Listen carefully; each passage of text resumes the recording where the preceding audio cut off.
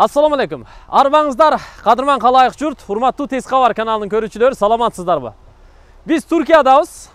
Туркияда өтүп жаткан дүйнөдөгү көптөгөн мамлекеттерден келген спорт командалардын катышуусунда өтүп жаткан ислам тилектештиги оюндарына катышуу үчүн биз Коня шаарына келгенбиз.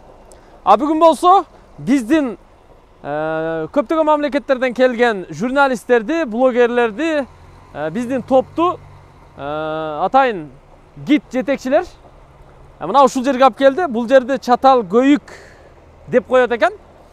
Чатал Көйүк деген эски тарыхый шаар бар экен. Мына ошол эски тарыхый шаарды көргөнү биз атайын ушул жерге келдик. Чатал Көйүк тургалы билгенибизди айта турган болсок, негизи биздин заманга чейин бул неолит заманында курулган, неолит заманында болгон шаар экен. Тактап айтканда 9000 жыл мурда бул жерде элдер жашап, дал ушул жерде кадимкидей шаар болгон экен. Азыр кандай шаар болгон, бул жердеги үйлөрдүн курулушу кандай болгон, мына ушуну баардыгын көрүп чыгабыз. Чогуу болуңуздар, азыр Коня шаарынан 40-45 мүнөттөй жол жүрүп, өтө алыс эмес. Болжолду айта турган болсок, бир 50-60 километрдей жол жүрүп, Чатал Көйүккө кирип келдик. Мени менен чогуу бул жерде дүйнөдө көптөгөн мамлекеттерден келген кесиптештерим, блогерлер, журналисттер жана башка дегендей. Анда кирдик, баштадык.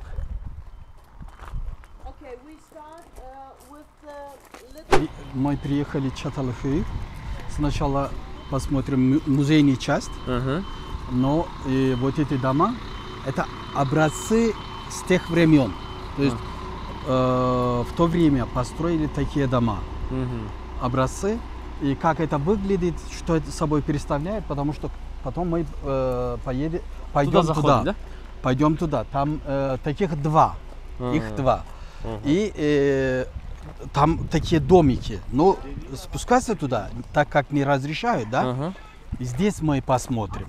Здесь посмотрим. И тогда вы поймете, как было в то время дома, как они это использовали.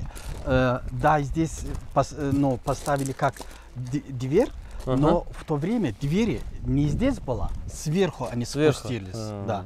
А вот это именно сейчас, чтобы заходить. А так дома выглядят совсем по-другому.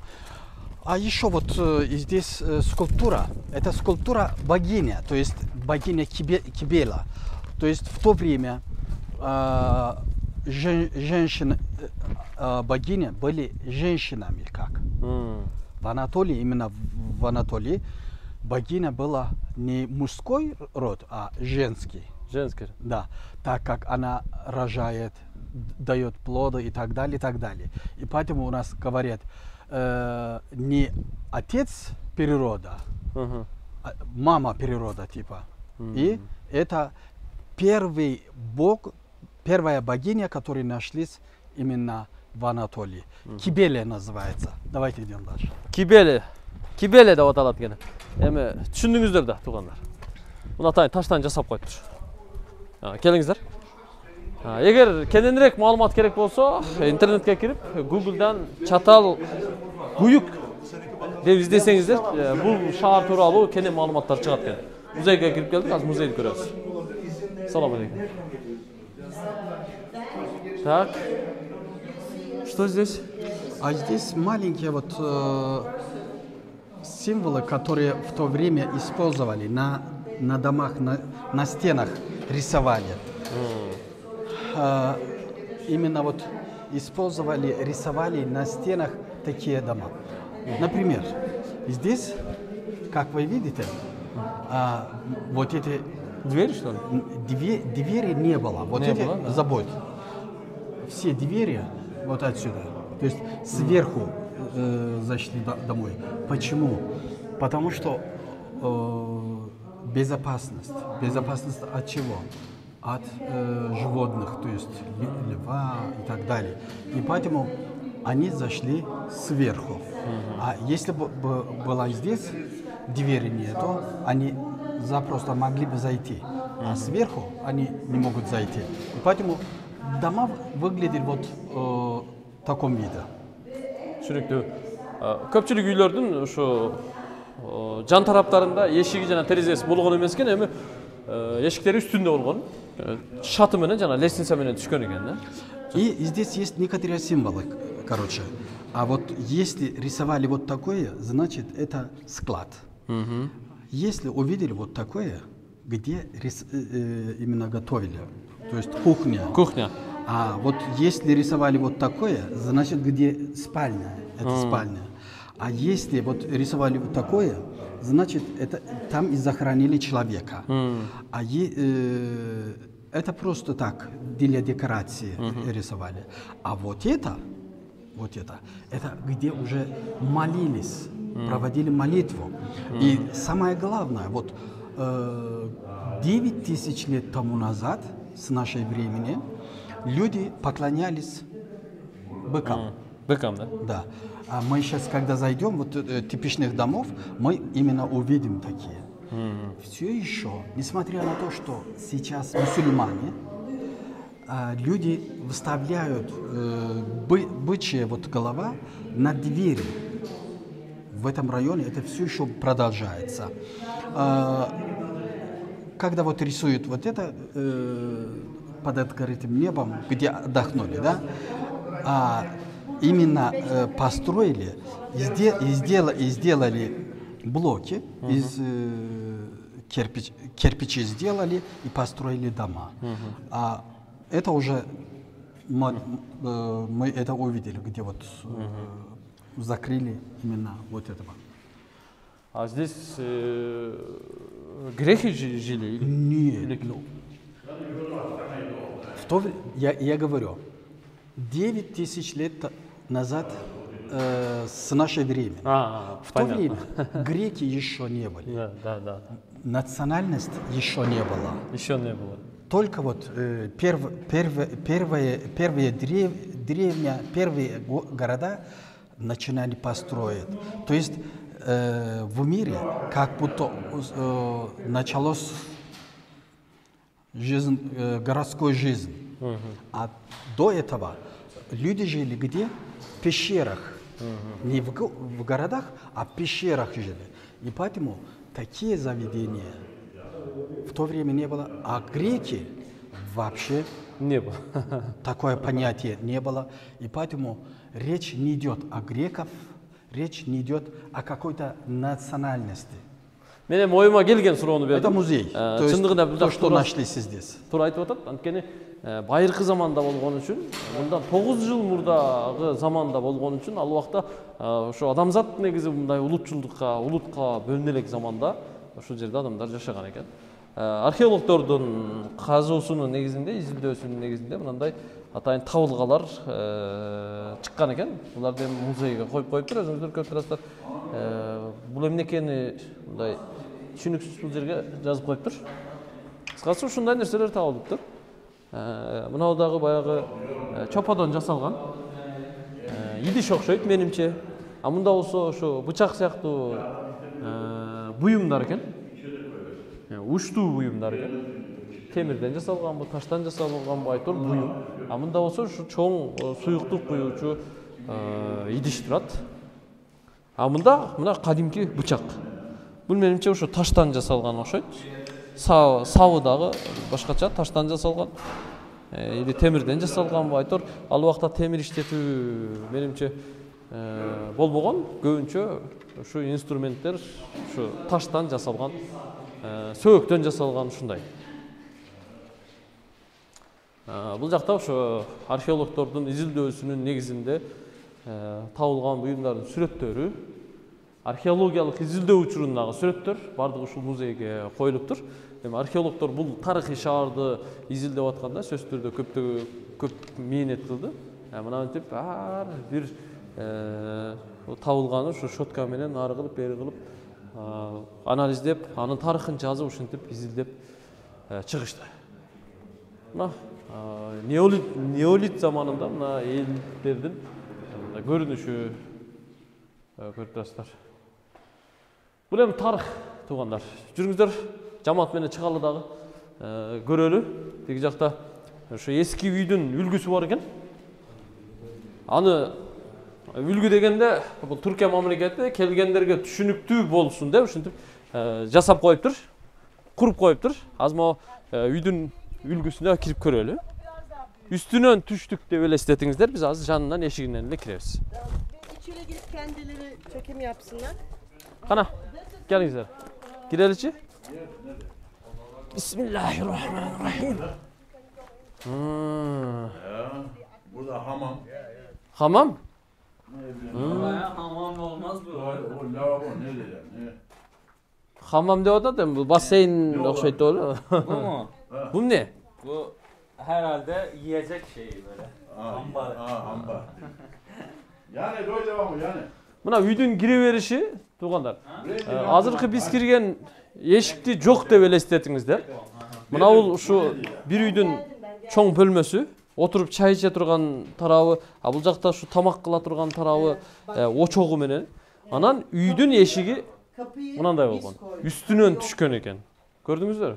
Üstüne düşkün. Buga azır hem çıkkan bolbayt da tayın körsetmesini jasap koyuptur. Neden? Üstünen düşkün. Al vaqta hem üylördün eşigin üstünen jasagan eken. Antkeni can janavarlardan korgonu üçün üydün eşigin üstüne jasagan eken da. Ocakları burada, erzakları burada, su depoları burada. Gece oldu mu hasırdan ya da ahşaptan yukarıyı kapatırlarmış. Biz kapıları biz koyduk ama o zaman kapı yoktu. Tamam? Yani içeriden öbür odaya geçiş var da dışarıdan yok. 4 duvar diye düşünün. Tamam? Nerede yatıyorlar? Düşünüktü. Bu zakın görelim mi? Ateşi buradan yakıyor ki o aynı zamanda bacak. Yatma. Döşekler Buna bir bölmeden bir bölmege uşunda eşik arkılуу ötkөн eken. Mına buyagı bir bölmösü.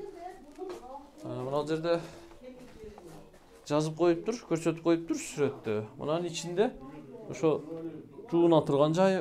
Бул эме экен. Кладовка экен, склад экен туугандар. Анткени жей турган тамагын, данын жай бою ушунун ичине топтоп, сактап, анан кийин астынан секин алып, ушу тамактана берген экен. Көрүп турасыздар, мына. Складтын эмблемасы турат. Мына кампа. Кадимки биздин үйдө чарбадагы бая дан сактаган кампа сыяктуу эле жасалыптыр, туугандар. Мынандай эшиги да болгон эмес. Мында эми бул жагынан кирүү үчүн атайын ушинтип жасап койгон. Биз эми бул жагынан чыгып нарагынан айланып кайра дагы башка бөлмөлөрүнө дагы кирип көрө беребиз. Мына жагында дагы бар экен, келиңиздер. Бул жакка деле кирип көрөлү. Бисмиллахиррахманиррахим. Мына.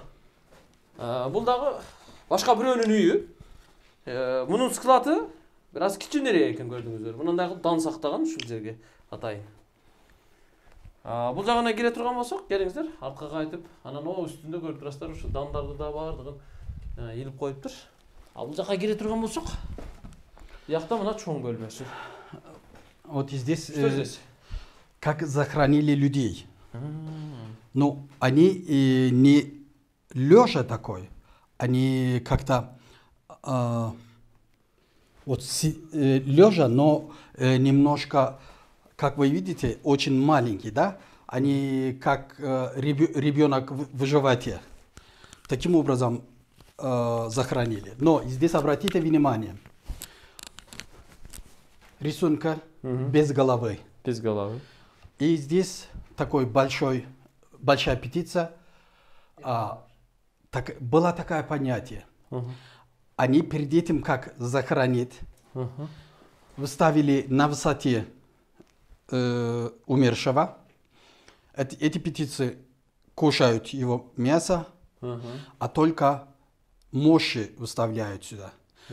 И голова, почему без головы? Потому что головы взяли и выставили где-нибудь дома, чтобы уважать его, вспоминать его. И самое главное, захоронили людей не где-то там на улице, а дома. Прямо до дома. Вот, это есть дом, это есть дом. Именно таким образом захоронили людей. А это рисунка Такие рисунки еще можете увидеть в Göbekli-Tepe.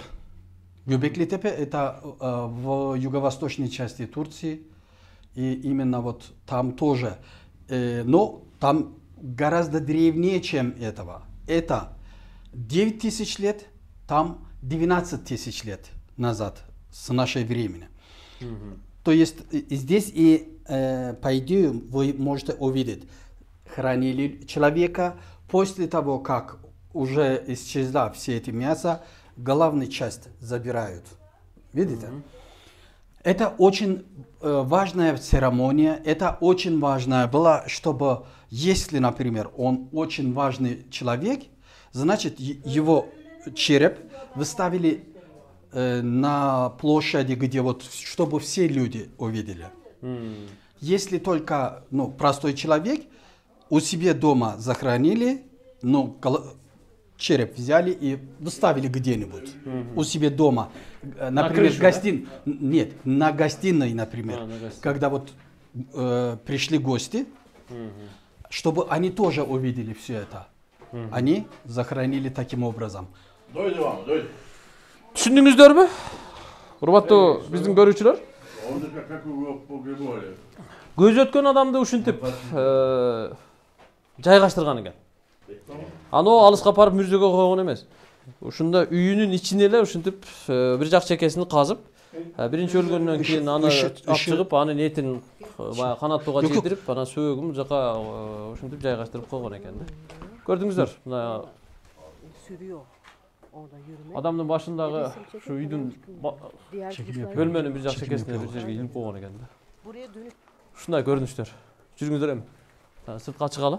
anlamıyorum nasıl disiplin yok. Давайте идем. Kazı başkanı bize eşlik Булар деле окшош эле да, похожи да. Ага, ага. Hı hı. Kazı başkanı bize eşlik edecekmiş.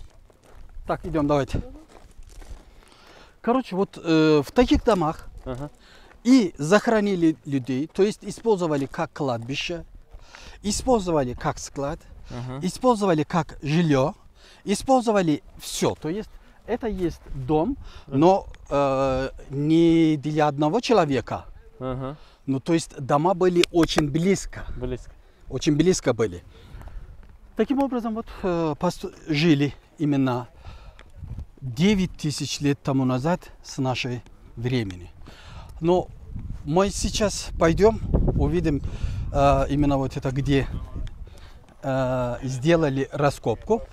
Хотя именно вот на этой холме было весь город или все деревня.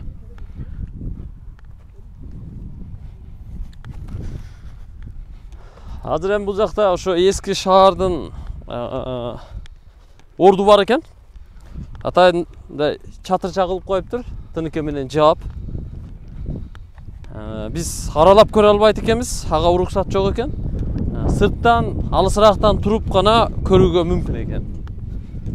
Эгер сиздер Түркияга турист катары келип калсаңыздар, Конияга келип калсаңыздар, сөзсүз түрдө ушул жерди келип көрүп кетсеңиздер болот экен. Эгер тарыхты билип алалы, тарыхты көрөлү дей турган болсоңуздар, өз көзүбүз менен көрөлү дей турган болсоңуздар, ушул жерге Чаталкөйүккө келип кетсеңиздер ашыкча болбойт. Бул жакта мына курулуш иштери жүрүп атыптыр. Что они делают? Ну, ведут раскопку. Да, археология они. По частям они. Kazı başkanı da konuştu. Сейчас придет археолог. Вы можете задавать ему эти вопросы. Что, как и так далее. Он более подробнее расскажет вам. Ну, конечно, он расскажет на турецком. Ну, в первую очередь, они откроют частично. И как сразу, вот видите, пока немножко копали, и сразу стены вышло. Вот они таким образом делают раскопки. И смотри, бычья голова. Видишь? Да. Это здесь была традиция такая. И поэтому и все еще это продолжается. То есть, когда пойдете домой, сразу перед этим, как зайти в дом, увидите такой череп. Бычий череп. Археологтордун иши да оңой эмес. Мына отуруп алып майдалап казат да. Булардын иши оңой эмес. Казып атып турат, аны тосуп коюп турам, ичкери киргенге мүмкүн эмес. Келиңиздер, турист катары бул жактан сырттан эле көрөлү. Атайын мынантип чатыр менен жаап коюптур. Ичкери кирели дагы көрүп чыгалы. Бисмилlah. Ого. Мына Чаталкөйүк шаары. Бул байыркы шаар. Биздин эрага чейин 9 жыл мурда, 9000 жыл мурда болгон шаар. Буну эми археологдор тапкандан кийин жылдар бою казды. Жылдар бою изилдеди. Жылдар бою бир чечим кылып, анализдеп, тарыхты жазды. Жана Мустафа мырза биздин гид айткандай, мындай алып караганда карап көрүңүздөр. Мисалы, мына бул жер кимдир бирөөнүн үйү болгон. Булардын эшиги үстүндө болгон. Бөлмөлөрүндө өтө турган кичинекей адам бата турган эшиктери, тешиктери болгон.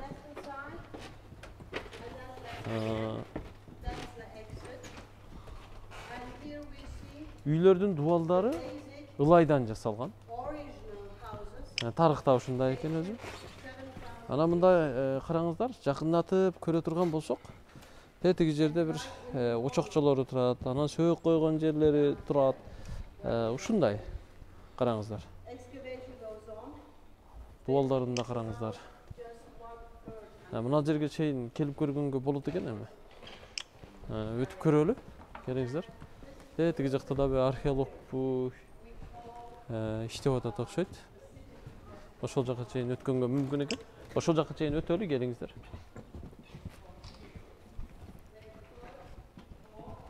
Чаталкөйүк шаары, байыркы шаар. Түркия мамлекети тарыхты ачыктаганга, тарыхты сактаганга, тарыхты айтканга, тарыхты башкага жеткиргенге өзгөчө көңүл бурган мамлекет экен. Өзгөчө көңүл бурган мамлекет экен. Мына ал жакта да бүт мына кап коюп чыгыптыр. Эмнеге мындай кылган? Археологдордун жасаганы да эми. Же чекеси көчүп кетпеш үчүн ушундай каптарды кум салып ушинтип коюп чыккан окшойт. Менимче бул археологиялык метод. O zamana ait. Tabii. Yani model değil. hayır model değil. Bu model olanlar ilk baştaki gittiğimiz yer var ya. Orası model.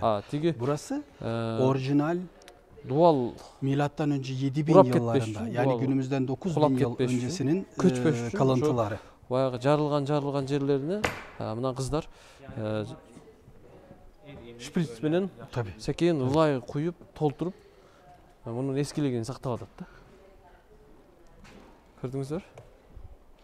Они реставрируют. Специально реставрация иштерин жасап атат. Тонко это делают. Там есть Очень мягкий. ну и они чтобы не разрушался, они укрепят это. Вот.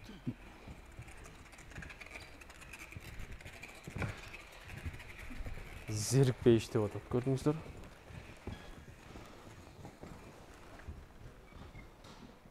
Эми бул жер мындай бул жакты карай турган болсоңуздар,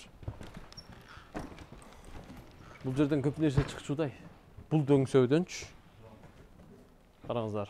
Айланасы бүт мындай тегиз айыл чарбасына ыңгайлашкан жер болгону менен биз турган мына бул жер эски шаар табылган жер. Мындай кыйла бийик жер экен. Жылдар бою бу жерде археологдор иштеп ушинтип изилдөө иштерин жүргүзүп атыптыр. Бул жерден мына казылып элек жерлер көп экен. Бул жерден али көп нерсени тапчудай буларчы. Көп нерсе дагы ачыкталчудай. Мына жака өтөлү.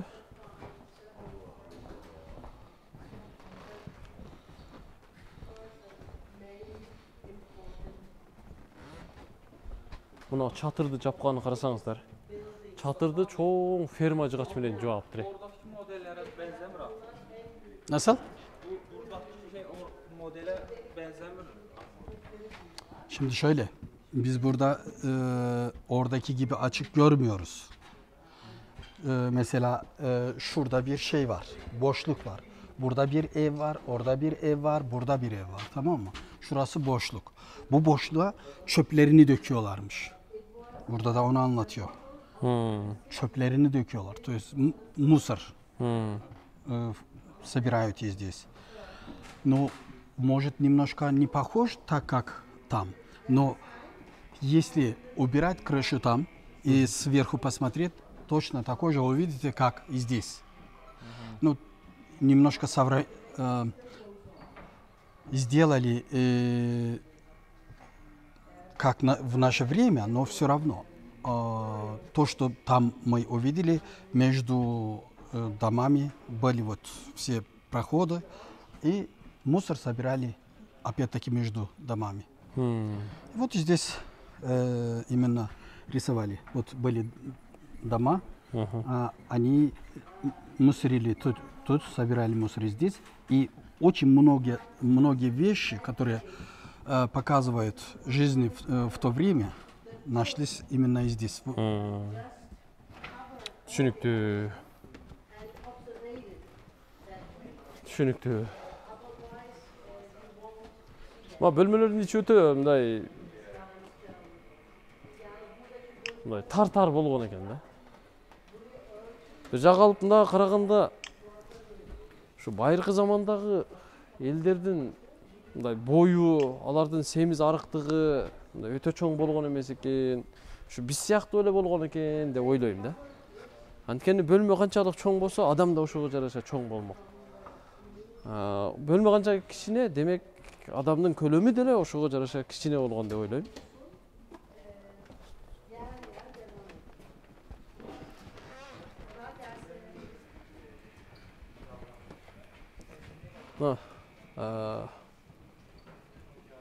МТР Türk телеканалы биздин кесиптешибиз тартып атат, чогуу жүрөбүз.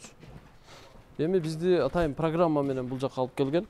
Анткени биздин Түркияга болгон, Коnya шаарына болгон бул сапарыбызды Түркиянын Жаштар жана туризм министрлигинин алдындагы туризмди өнүктүрүү департаменти болду. Ал департамент атайын программанын негизинде бизди ушул жакка алып келип, башка чет өлкөдөн келген кесиптештерибизге кошуп, жакшы мейманканага жаткырып, жакшы тейлеп, мына бул жерлерди алып келип көрсөтүп атат. Арасында ошо ислам тилектештиги оюндарына дагы катышып атабыз. Мүмкүнчүлүктүн барынча, убакыттын жетишинче туугандар. Улантабыз. Мына шаардын көрүнүшүн өзүңүздөр көрүп алдыңыздар.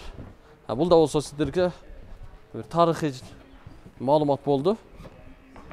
Bu malumatты мээге жазып сактап койсоңуздар ашыкча болбойт. Кийин келип калсаңыздар эстейсиздер. Мына археологдор сытта иштеп атат. Изилдөө иштерин да көрүп койсок болот. Биякта да казып атат экен, көрүп атасыздар. Мына палатканын ичинде бер жагында уже bir үйдүн бөлмөлөрүн казып коймуш. Уже казылып чыгып атат. 9000 жыл мурда, бүгүнкү убакытка чейин 9000 жыл мурда. Бул оңой убакыт эмес туугандар.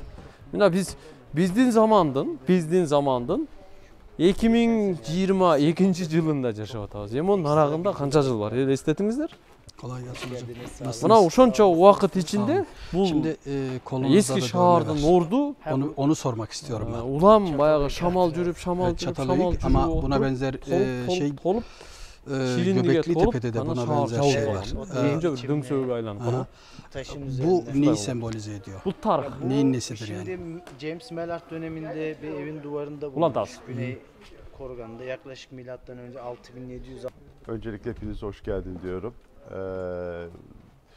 Kültür tarihinin başladığı noktalardan bir tanesindesiniz. Çatalhöyük. Bu 1958'de keşfedilen bu höyük 1960'larda İngiliz arkeolog James Maillard başkanlığında 1961 ve 65 yıllarında kazılarak dünya kültür tarihinde çok özel bir yere sahip oldu. Neleriyle oldu? Здесь начинается вот именно городская жизнь или общественная жизнь. До этого люди не построили никаких домов, они жили в пещерах и жили как охотниками-собирателями жили. А здесь уже они начинали заниматься земледелиями, то есть выращивали что-то, они здесь жили. И у них уже появилась новая культура, традиция. Мы именно здесь и это увидим. Конечно, Чатал-Хöyük значит два холма. Чатал это означает два холма. Чатал-Хöyük. И здесь они, это северная часть, а еще есть южная часть. Если общую собирать, то есть где-то 6-10% копали еще. Значит, 90% еще не копали, и поэтому информация не так велика, как мы ожидаем. Неполная, да? Неполная, да. И сейчас, конечно, из Польши одна группа копает какую-то часть, вторая группа копает другой части, но когда это уже копается, все это, будет больше информации. Но впервые здесь начинаются раскопки в 1962 году. 1962 году. И в то время именно вот эти рисунки без головы и так далее, именно тот археолог говорил, что люди оставили своих умерших на высоте, и ядовитые вот эти именно вот птицы съедали их мясо.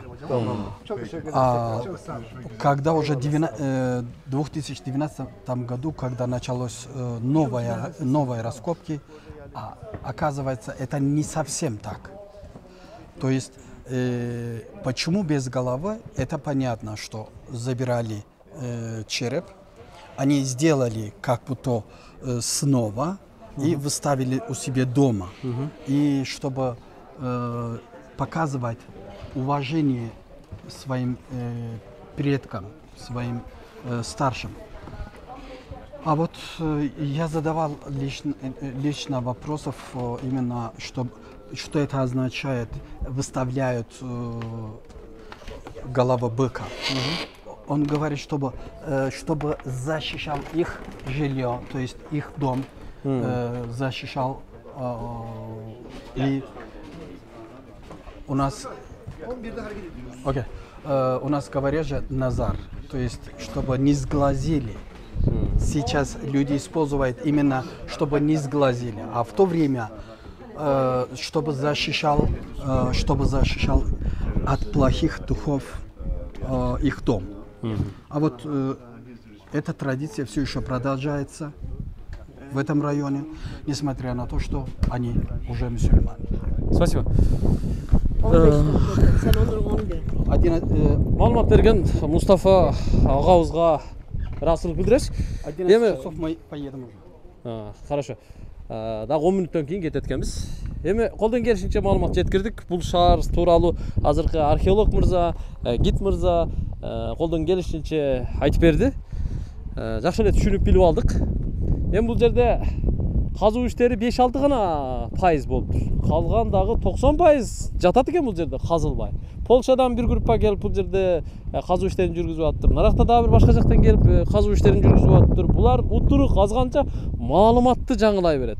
Азыркы биз сиздерге айтып аткан маалымат буга чейинки 5-6% казылгандын гана жыйынтыгы туугандар. Эми бул жерде ошо 9000 жыл мурда бул шаарда 5000ден көп, тактап айтканда ошо 7, 8, 9, 10 миңге жакын адам жашаган экен. Бул жердин жашоочулары ошо байыркы заманда көпчүлүгү ошо жана мал кой эчки багып тиричилик кылган экен. Анан бир аз дыйканчылыкта кылган экен.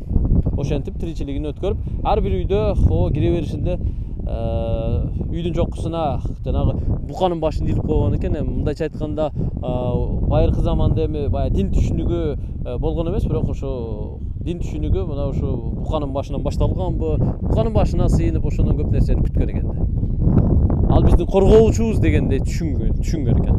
Бул тарых. Биздин бул чыгарылышыбызды көргөнүңүздөр үчүн, лайк басканыңыздар үчүн мен сиздерге ыраазычылык билдирем. Сиздер менен мен Атакул Жалилов, Тез кабардын кабарчысы, Түркиядан Коnya шаарынан болдум. Аманчылыкта көрүшөлү, тынч болуңуздар.